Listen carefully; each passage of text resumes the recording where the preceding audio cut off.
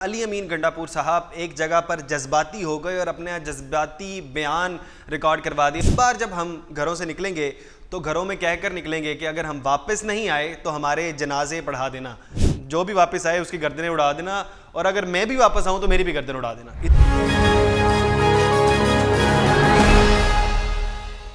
अस्सलाम वालेकुम, पाकिस्तान खबर के साथ मैं हूं हमजा जावेद। नाजरीन, वज़ीर आला अली अमीन गंडापुर साहब एक जगह पर जज्बाती हो गए और अपने जज्बाती बयान रिकॉर्ड करवा दिए। उन्होंने कहा कि इस बार जब हम घरों से निकलेंगे तो घरों में कहकर निकलेंगे कि अगर हम वापस नहीं आए तो हमारे जनाजे पढ़ा देना। बहुत जज्बाती होने के बाद जज्बाती बयान दिया है अली अमीन गंडापुर साहब ने। अली अमीन गंडापुर साहब जो हैं वो बहुत मशहूर हुए हैं आजकल उस हवाले से कि वो इतनी देर जो गायब हो जाते हैं, जब कोई बयान देते हैं उसके बाद तो कहाँ गायब हो जाते हैं। इस हवाले से बहुत मशहूर हुए हैं क्योंकि आवाम को लगता है कि अली अमीन गंडापुर का ताल्लुक़ जो है वो कुछ ऐसे हलकों से है जो कि इमरान खान साहब को नुकसान दे रहा है। तो इस वजह से अली अमीन गंडापुर साहब पर शदीद तनकीद की जाती है कि अली अमीन गंडापुर साहब जो हैं वो दूसरे हलकों के में भी बैठते हैं और इमरान खान साहब के साथ भी बैठते हैं।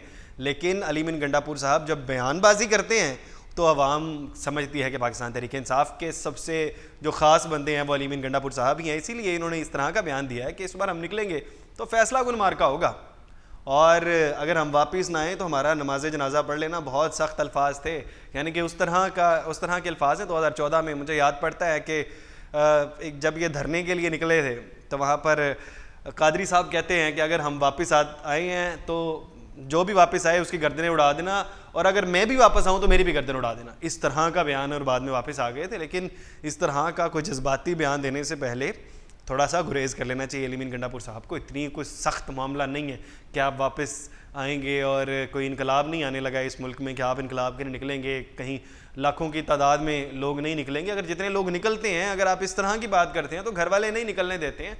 थोड़ा अपने जज्बात पर कंट्रोल रखा करें, क्योंकि सबसे बड़ा मसला पाकिस्तान तहरीक इंसाफ का ये है कि पाकिस्तान तहरीक इंसाफ के जो लीडर्स हैं वो बाहर नहीं निकलते हैं। वो घर में बैठ के बयानबाजी करते हैं, और निकलते कौन हैं? आम कारकुन निकलते हैं। जब भी हम कहीं पर कवर करने जाते हैं, जब कहीं पर धरना होता है, एहतजाज होता है पाकिस्तान तहरीक इंसाफ का, या जलसा होता है, सबसे ज़्यादा जो लोग होते हैं फ्रंट लाइन पे होते हैं वो खाली होती है। यानी फ्रंट लाइन पे जिन लोगों को होना चाहिए लीडर्स, वो नहीं होती है। और जो फ्रंट लाइन पे होते हैं वो कोई ख़ास लीडर नहीं होते हैं, वो आम आवाम होती है। पाकिस्तान तहरीक इंसाफ का आम कारकुन वो पिसरा होता है, वो गिरफ्तार हो जाता है, उसको जेलों में जाना पड़ता है, उसको बाद में तंग आ जाते हैं वो लोग। बाद में बार बार जब जेलों के चक्कर लगते हैं, अदालतों के चक्कर लगते हैं, वो तंग आ जाते हैं।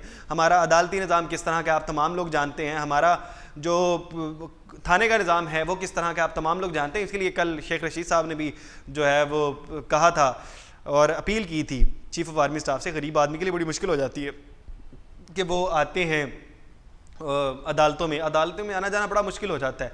तो गरीब आदमी ही पिस रहा है, असल में पिस वही रहा है। अमीर आदमी के ऊपर पर्चा हो जाएगा ना, वो सह लेगा, कोई मसला नहीं होता अमीर आदमी के लिए। गरीब आदमी के लिए बड़ा मसला हो जाता है।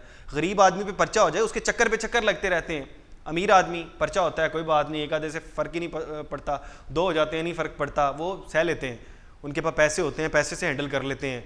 वो अगर पैसे से ना हो, उनके पास ताकत होती है, ताकत से हैंडल कर लेते हैं, किसी ना किसी तरह मैनेज कर लेते हैं। गरीब आदमी से मैनेज नहीं होता।